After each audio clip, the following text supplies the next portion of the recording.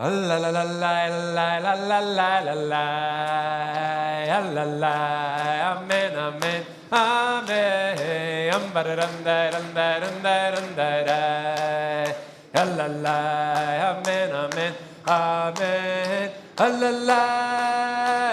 la, la la, amen, amen. La la, la la. Yalalai, amen, amen. The first game of the 1965 World Series fell on Yom Kippur. And famously, Sandy Koufax sat out that day to observe the holiday. In his stead, Don Drysdale was handed the ball to pitch. Drysdale didn't last 3 innings. He gave up 7 runs, 3 of them earned. And when the manager, Walter Alston, came to the mound to take Drysdale out of the game, Drysdale said to his manager, "I bet right now you wish I was Jewish too."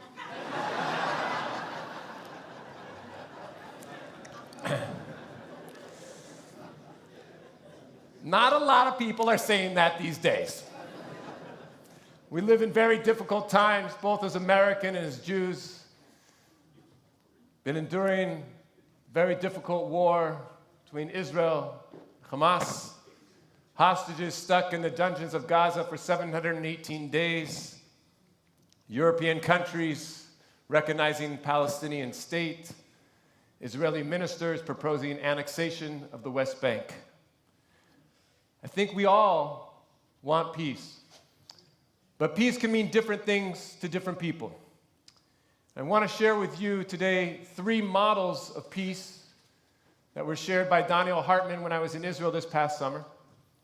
And then think about which of those 3 models is most relevant and applicable to the moment in which we find ourselves. The 3 models are going to be a utopian vision of peace, a peace through domination, and a peace through justice. Utopian vision of peace is best articulated by the prophet Isaiah, who says, "And many people shall go and say, 'Come, let us be instructed in God's ways, that we may walk in God's paths.'"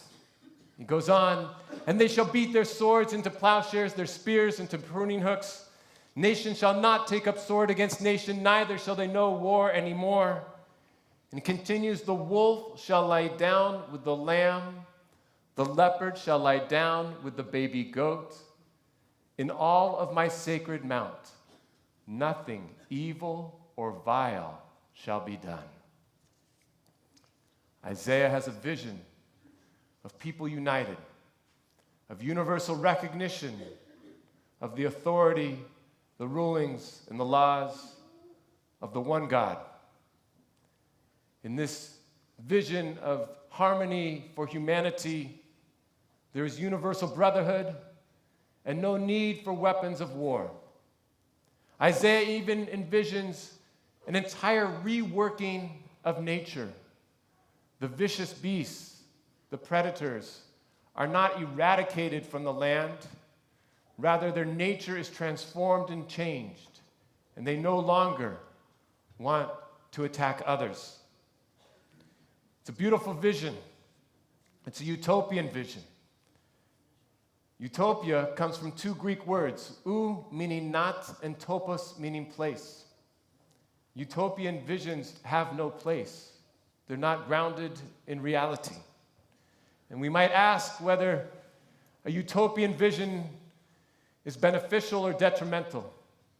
Beneficial because it gives us something to aspire towards, something to dream about, wakes us for our slumber and gives us hope for something better. But it can also be detrimental because if we believe that that utopian vision is where we should actually get and not simply a vision or dream, then it becomes a false hope. It becomes delusionary and destructive. That's the utopian vision. Next, we have peace through domination. Peace through domination is articulated when Isaac blesses his son Jacob. What does he say to Jacob when he blesses him? "Let peoples serve you, and nations bow down to you. Be master over your brothers, and let your mother's sons bow down to you. Isaiah's blessing of his son Jacob is not a peace of coexistence. It is a peace achieved through domination and enslavement. This vision, this view of peace, is articulated again at the end of the Torah in the book of Deuteronomy. When you approach a town to attack it, you shall offer it terms of peace. If it responds peaceably and lets you in, all the people present shall serve you at forced labor.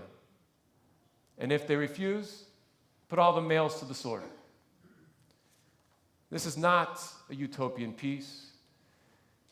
This is not a peace that recognizes that certain rights are bestowed upon other human beings. This is a peace of force, where one has a choice to either be subservient, a slave, or to die. In this model, peace means subjugation of one's enemies. And lastly, we have a peace through justice, which is articulated by our sages. As they reread the Torah, they say, you know what? 3 times Moshe Rabbeinu teaches God something, and God said to Moshe, you're right. It's a pretty chutzpahdik thing to say. But one of those times is when God said to Moshe, arise, attack Sichon, provoke him in war. And what did Moshe do when he received this command to wage war? He sent messengers. And what did those messengers say? Let me pass through your country, Sichon. My people will stay to the main road. They won't veer to the left or to the right. And in fact, any food that we eat, we will pay for. Any water that we drink, we will pay for. Just let us pass through. And what did God say to Moses after he didn't fulfill the command but instead sent messengers? Moshe, as you live, I am voiding my words. I retake my command, and I'm fulfilling your words. As it says, when you approach a town, you shall offer it terms of peace. In Moshe's words, we see a recognition that human beings have certain inviolable rights. Through the singular example of Moshe's recognition of the right to private property, the right to place that Sichon and his people have, asking for permission to pass through, offering payment for food and water, we see that Moshe has a sense that there are certain rights that these other people have by dint of them being a people. And so we can call this a peace through justice, recognition that there are qualities that other human beings have bestowed upon them by right of them being a human being. And so which vision of peace is appropriate in this difficult time? I would suggest that Israel has striven for a just peace. Israel accepted the UN partition plan in 1948. After the Six-Day War, Israel offered to return the conquered lands for peace. In 2000, the Camp David offer was on the table and the Palestinians refused. And in 2008, the Palestinians rejected the Olmert Plan. Why have the Palestinians consistently rejected overtures for peace? And what I want to suggest to you is that core to the Palestinian national movement is the rejection of any Jewish settlement in historical Palestine. And the inability to get beyond that core belief has led to a century of conflict. That core belief in rejection of any Jewish settlement in the land was most powerfully articulated by the Grand Mufti of Jerusalem, Haj Amin al-Husseini. Haj Amin al-Husseini was born in 1897 to a powerful aristocratic Muslim family in Palestine. In 1921, In perhaps one of the great mistakes of history, the British made Haj Amin the Grand Mufti of Palestine. Through this position of power, he was able to spread ideas, communicate his thoughts, and exercise control over religious sites and councils. It was the Grand Mufti Haj Amin al-Husseini who fabricated the story that the Jews were trying to take over Muslim holy sites, primarily the Temple Mount and the mosque that sits upon it, the Al-Aqsa Mosque. Through the fabrication of these stories, he incited violence against the Jews. Violence means murder and rape. He was responsible for the 1929 Hebron massacre, the 1936 riots. In 1937, when the British, for the very first time in an official document, proposed the idea of partition, a tiny portion of the land for the Jews, powerful Palestinian mayors approved of the plan. The former mayor of Jerusalem, the mayor of Haifa, Tulkarem, Nablus, Yafo, and others. But Haj Amin convened a summit in which they rejected the plan for partition because they reject any Judah settlement in the land of Israel. Instead, at the summit, they pronounced that the duty of Arabs and Muslims everywhere is to fight as one man. They distributed pamphlets that railed against the Jews, labeling them servants of Satan.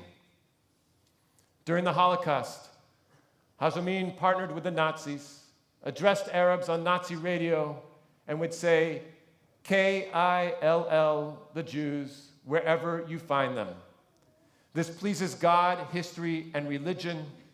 This saves your honor. God is with you.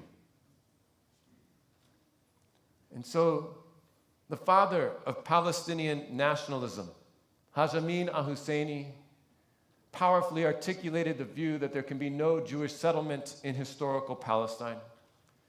Further, he said that it's the duty of every Muslim to resist this Jewish settlement, and he would incite fervor by claiming that the Jews were trying to take over Muslim holy sites, primarily the Temple Mount and the Al-Aqsa Mosque. Journalist and author Yardena Schwartz has said that Hamas is the political descendant of the Grand Mufti. Just as the Grand Mufti claimed that the Jews of Palestine sought to destroy Al-Aqsa, Hamas perpetuates that claim today. Hamas named its October 7th onslaught Operation Al-Aqsa Flood, presenting itself as a defender of Islam against the Jews, just as the Mufti did. The Palestinian Authority, its leadership venerates the Grand Mufti as the founder and leader of the Palestinian national struggle, as the defender of Al-Aqsa and Jerusalem, and in official textbooks, he's portrayed as a national leader. So what model of peace can we aspire to in this moment?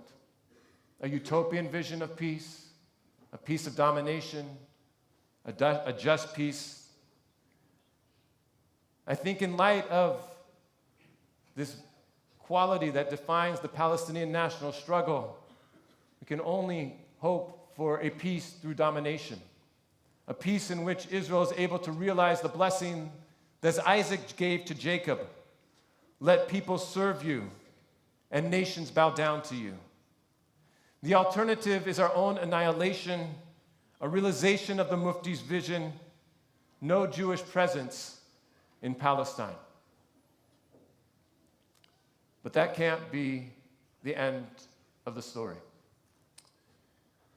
For all of us who care about Israel, who have relatives, close friends, their children, their grandchildren, for all of us whose own children might one day make Aliyah. If we stop the story there, we're condemning them, their children, and perhaps even our grandchildren, to a life of perpetual hostilities, a perpetual fight for that original war of independence. And so, while pragmatically and practically in the short term, we should be sober. I believe we need a peace through domination. Let us not lose the other visions of peace in our tradition. We need the words of the prophet Isaiah to wake us up, to say that the present and the pragmatic is not ultimately acceptable. We need to dream and aspire. We cannot take the prophet Isaiah as a roadmap of where to get. Visions are not always meant to be achieved, but they're meant to provide a sense of direction and for what we can aspire. And so that utopian vision of people united must also remain in our consciousness. The late Rabbi Sachs, and for this I want to thank Rachel Goldberg Poland, teaches that the word for crisis, mashber, has a second meaning in the Hebrew Bible. In addition to meaning crisis, mashber, mishbar, also means birth stool. And so Rabbi Sachs explains that written into the semantics of Jewish consciousness is the idea that the pain of hard times is a collective form of the contractions of a woman giving birth. The collective pain that we feel as a people in this moment for these past 2 years must be the pain from which something new will be born. We must hold out that hope that something new is coming. We must believe that if one of the great defining features of the Jewish people is our chutzpah, then we can dream for what seems impossible. If we could keep alive the dream for 1900 years that we would return to be a free people in our land, then we can keep alive the dream that in this moment of sober practicality, we also need to hold on to the vision of Isaiah to inspire us to believe that a true peace will be possible, that there can be a cessation of hostilities, a cessation of terrorism and incitement, and a mutual recognition of each other's right to exist. How we get there, we don't need to give the details. We don't need to decide if the best path there is a hostage deal or the conquest of Gaza. We don't need to decide if the best path there is a two-state solution, which neither Israelis nor Palestinians seem to want, but others seem to want to impose. Or if some other ideas are better. Surprisingly, Michelle Goldberg reviewed a book by Rob O'Malley, a U.S. Middle East policy expert and a Palestinian peace negotiator, in which they suggest the idea of a Palestinian confederation with Jordan. We don't need to decide on the details. Our feet are not on the ground. We don't vote. We don't serve in the army. But we can hold out for a better tomorrow. And so in conclusion, I don't think there's too many of us who had any colleagues who at work today, if they didn't do their best, I don't think too many of them said to their bosses, "I bet you wish I was Jewish and stayed home today." We're certainly at a low point for the Jewish people, for Israel. But investors will tell you that when something reaches its low point, it's the time to dig in, to invest. We're doing more conversions this year than in the past. The Cantor's performing more intermarriages than in the past. We have more members here at Congregation Shirat Hayam. And so, while on the one hand, when we look at Jewish visions of peace, I think in the near term, I pray for a peace through domination. To me, it's the only solution when you have leadership and a value that is very prevalent in a society that cannot accept your own presence and existence. But if we're to remain Jewish, we must hold on to hope. We must hold on to chutzpah. We must hold on to the visions of our prophets and aspire for a better tomorrow. Let us not lose our Jewishness to the practicalities of today. Let us hold on to these grander virtues and values. For from this darkness must come light, the birth of a new reality that begins with the hope, the aspiration for a future in which Jews and Palestinians, Israelis and Arabs are able to live side by side in safety and security. May the hostages be returned. May Hamas be defeated. May we live in peace. Am Yisrael Chai, L'shana Tova, Tikatevu v'Techatemu. May all of you be inscribed in the book of life for a good and sweet year. Shana Tova.